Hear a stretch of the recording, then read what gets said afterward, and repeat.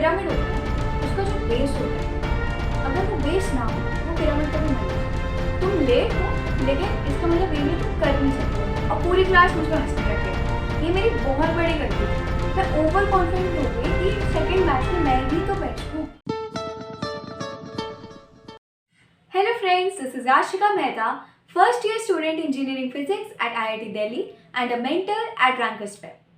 Well, this video is going to be about my JEE journey. सबकी JEE journey में अपना अपना struggle होता है, अपने बैटल होता है, अपने अप्स एंड डाउन्स होते हैं। मेरी भी कुछ स्टोरी ऐसी ही है। तो लेकिन मैं बहुत ऑनेस्टली बता रही हूँ, आई एम समवन जिसने ना पूरी जर्नी में सिर्फ मिस्टेक्स करी है। हाँ, बट मिस्टेक्स के साथ इम्प्रूवमेंट करिए तभी IIT जा रही हूँ।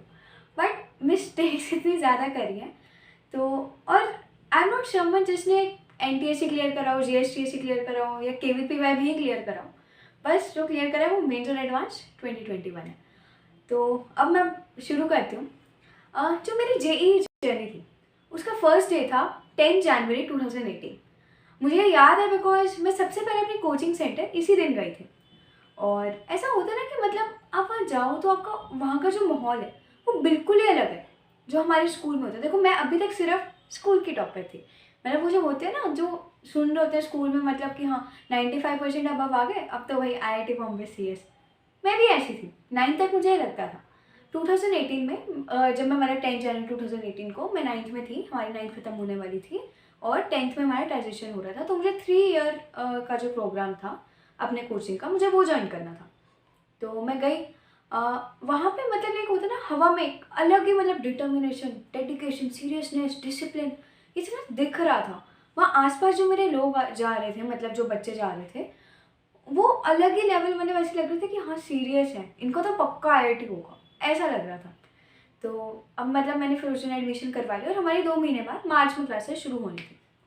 तो मार्च में जब मेरा फर्स्ट डे था, तो जो हमारी फर्स्ट क्लास थी मैथ्स की, उसमें मुझे याद है मैं सेकंड लास्ट सीट पे बैठी थी, लास्ट रो में, और मेरे साथ एक लड़की बैठी थी। मुझसे क्लास में लिटरली एक भी क्वेश्चन नहीं हुआ क्योंकि मेरे बेसिक्स क्लियर नहीं होते। और जो मेरे साथ लड़की बैठी हुई थी वो लिटरली हर एक क्वेश्चन करी जा रही है, मतलब दे दना ओह सारे क्वेश्चन करी जा रही है। मैं उसे बैठ के देख ही जा रही हूँ कि यार मुझे तो कुछ हो ही नहीं रहा है, मुझे कुछ आता ही नहीं है, मैं इतनी नहीं हूँ इससे।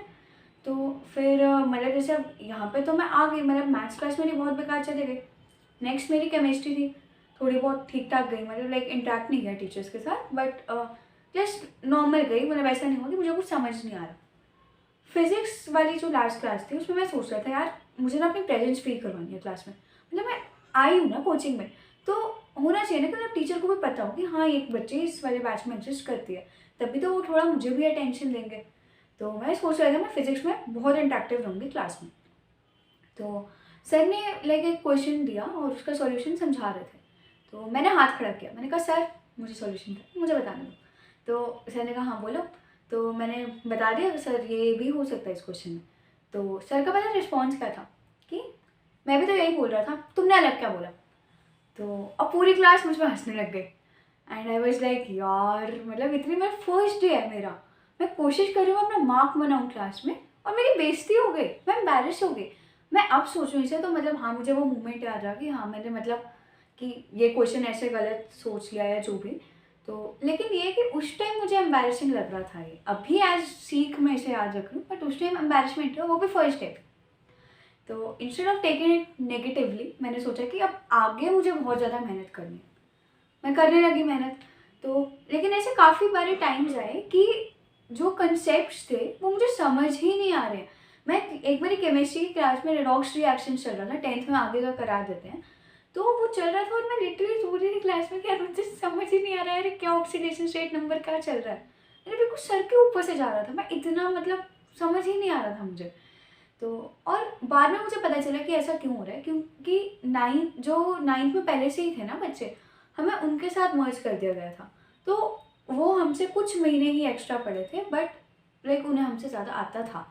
और मेरे जैसे भी थे बच्चे, बट शायद उन्हें प्रॉब्लम आ नहीं रही थी या शायद वो कह नहीं रहे थे, क्योंकि कह तो मैं भी नहीं रही थी आइडियली। तो फिर मैं टीचर्स के बाद उसके बाद मैंने जाना शुरू किया, हेल्प मांगी कि सर मुझे ये दिक्कत आ रही है, मैम मुझे ये दिक्कत आ रही है, मुझे ये कंसेप्ट समझ नहीं आ रहा। और टीचर्स ने बहुत विलिंगली मुझे वो कंसेप्ट अलग से समझा दिया। उन्होंने कहा कि कुछ नहीं होता, तुम्हें क्लास में समझ नहीं आया आप समझ लो, अब डाउट क्लियर कर लो, क्योंकि बैकलॉग नहीं बनना चाहिए। तुम्हें अपनी प्रिपरेशन के टाइम बैकलॉग्स नहीं रखने।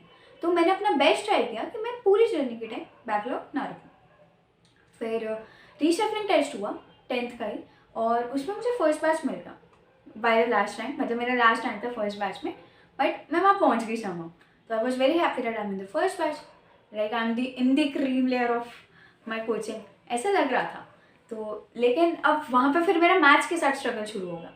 ऐसा इसलिए हुआ कि मतलब जैसे मैथ्स थी जो बहुत ज़्यादा टफ लेवल थी मुझे, बिकॉज यही था कोचिंग 10th में ज्वाइन किया है, तो फिर थोड़ा तो ऊपर लेवल का पढ़ाएंगे ही, CBSE तो चल नहीं रहा यहाँ पे।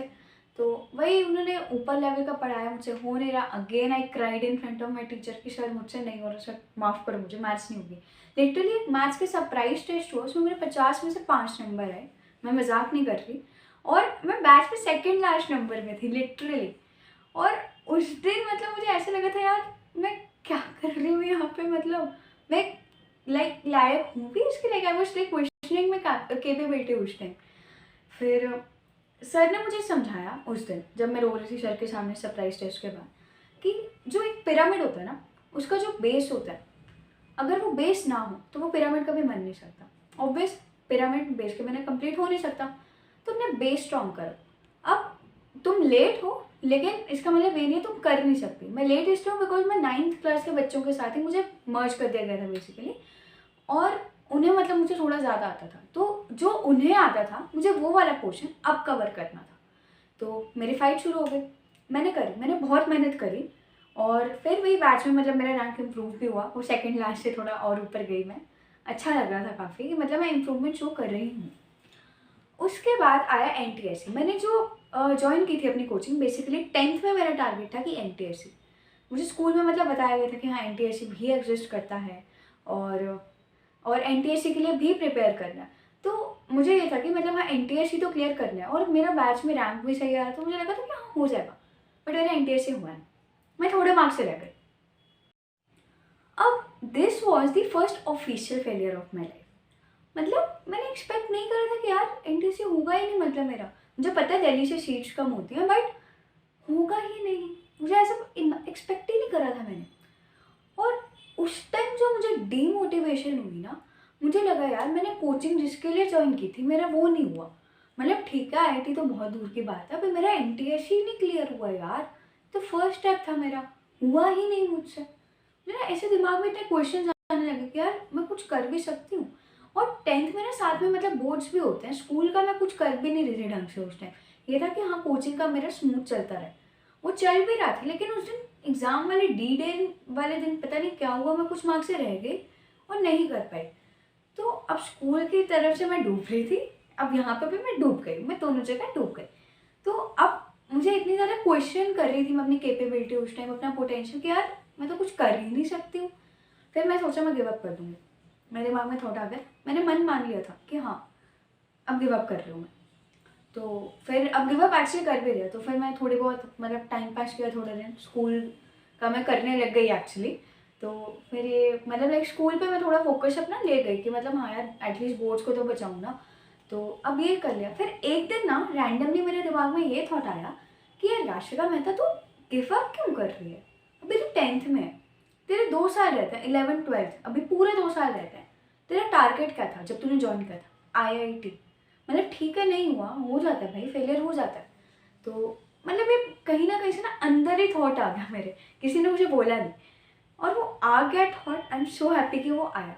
फिर जब ये आया तो मैंने डिसाइड करा कि हाँ भाई अब गिव अप नहीं करना मुझे, मैं करूँगी, मैं खुद को वापस पिक करूँगी, मैं डिमोटिवेशन को अपनी हटाऊँगी, अपनी नेगेटिविटी को हटाऊँगी, जो मैं खुद को क्वेश्चन कर रही हूँ वो सब हटा के वापस शुरुआत करूँगी। तो जैसे हमारी कोचिंग में ये था कि 10th में ही 11th की क्लासेस शुरू हो जाती हैं, और 10th में अगर 11th की क्लासेस शुरू हो रही है तो उससे पहले रीशफलिंग एक टेस्ट होता है हमारा वापस, कि 11th के बैचेस बन जाते हैं उसी टाइम। तो अब मैंने रीशफलिंग के लिए प्रिपेयर किया वापस, मतलब जो करा हुआ था, but somehow I landed up in the second batch. मतलब मैं पहले सेकंड बैच में थी, वहाँ से फर्स्ट में आई, और अब मैं वापस सेकंड में चले गई। भाई साहब मैंने एक्सपेक्ट नहीं करा था, ये बिल्कुल भी नहीं करा था कि मैं सेकंड में आ जाऊँगी। और क्योंकि एक्चुअली मैंने उससे वर्स एक्सपेक्ट किया था, मेरा पेपर अच्छा नहीं गया था, तो सेकंड में आ गई, बट एटलीस्ट मैं फर्स्ट में नहीं थी जो मैं पहले थी।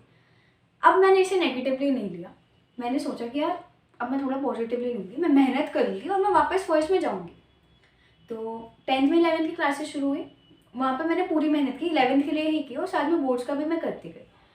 फिर 11th में जब हम 11th में आ गए, तब जब 11th की क्लासेस हुई तब भी मैंने उतनी ही मेहनत करी, और जब रीशफलिंग टेस्ट हुआ हमारा, उसमें मैं सिर्फ एक रैंक से रह गई फर्स्ट बैच के लिए।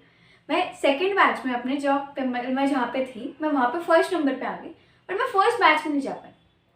अब इसके पता है 2 पर्सपेक्टिव्स हो सकते हैं, इसे कैसे लेना, ठीक है। एक ये है कि भाई मैं वापस मेहनत करूँ, फर्स्ट बैच में जाना मेरा टारगेट है यार, वो नहीं पहुँची। दूसरा पर्सपेक्टिव है यार मैं सेकंड बैच में तो बेस्ट ही हूँ ना, ठीक है सेकंड बैच में बेस्ट है, काम चला लेंगे हम। तो अब अनफॉर्चुनेटली मैं सेकंड पर्सपेक्टिव की तरफ चली गई, ये मेरी बहुत बड़ी गलती थी। मैं ओवर कॉन्फिडेंट हो गई कि सेकंड बैच में मैं ही तो बेस्ट हूँ। देख लिया ना सबने, मतलब मेरी रीशफलिंग टेस्ट में हाँ भाई रैंक मेरा बेस्ट आया है, तो अब मुझे लगने लगा कि हाँ मैं बेस्ट हूँ, ओवर कॉन्फिडेंस आ गया। मुझे लगा यार मैं और भी कुछ ना कुछ कर लूँगी तो क्या फ़र्क पड़ता है, आता तो है मुझे। तो अभी ये रियलाइज़ होता है कि हाँ ये गलत है, लेकिन उस टाइम नहीं हुआ था। उस टाइम जस्ट लग रहा था कि हाँ भाई मैं हूँ बेस्ट, मेरे में है इतना पोटेंशियल। तो फिर अब मैं ना स्कूल एक्टिविटीज़ में लग गई। ये बहुत बेकार डिसीजन है, आई नो, डोंट जज मी फॉर दिस, बट मैं स्कूल एक्टिविटीज़ में लग गई उस टाइम कि मतलब हाँ यार थोड़ा को करिकुलर भी करती हूँ, अपनी पर्सनैलिटी भी थोड़ी डेवलप कर लेती हूँ कि हाँ, और साथ में पढ़ तो मैंने ऐसा नहीं था मैं पढ़ाई छोड़ दी थी, मैंने जस्ट पढ़ाई के आवर्स कम कर दिए थे, थोड़े जितना पहले पढ़ रही थी उतना कम कर दिया था, बिकॉज मैं तो हुई बेस्ट, मैं तो सोच लिया था। तो अब मुझे ऐसा लग रहा था, ऐसे 3-4 महीने बीत गए, अगस्त से लेके नवंबर तक मैं लिटरली बहुत कम पढ़ रही थी। मैं पढ़ रही थी बट वही जितना पहले पढ़ रही थी उतना नहीं। फिर आया हमारा एक फेस टेस्ट जिसमें मुझे लगा झटका, क्योंकि मेरा स्कोर आया बहुत ज़्यादा कम। ऐसे नहीं मैं बिल्कुल बॉटम में थी बैच में ऐसा कुछ, बट फर्स्ट से मैं आई गेस 20 पे गिर गई थी। तो बहुत बड़ा ट्रांजिशन है, मतलब 19 लोग मुझसे आगे आ गए उस टाइम, और अब ये हो गया, मतलब अब मैं तो बेस्ट, मैं तो 20 नंबर पे हूँ, लेकिन वो भी अपने बैच में। सोचो बाकी बैचेस में मिला के भी मैं कितना पीछे होंगी। तो वही हो गया कि मतलब मैं ओवर कॉन्फिडेंट हो गई थी, वो ओवर कॉन्फिडेंस की वजह से मेरी प्रिपरेशन बहुत ज़्यादा अफेक्ट हुई। फिर रियलाइजेशन है कि यार ये तो मैंने 3-4 महीने अपने वेस्ट कर दिया बिल्कुल। और मैं कर भी मतलब क्या हरकतें रही थी, मैं स्कूल की एक्टिविटीज़ कर रही थी और इसमें पढ़ाई मेरी बहुत ज़्यादा अफेक्ट हो गई।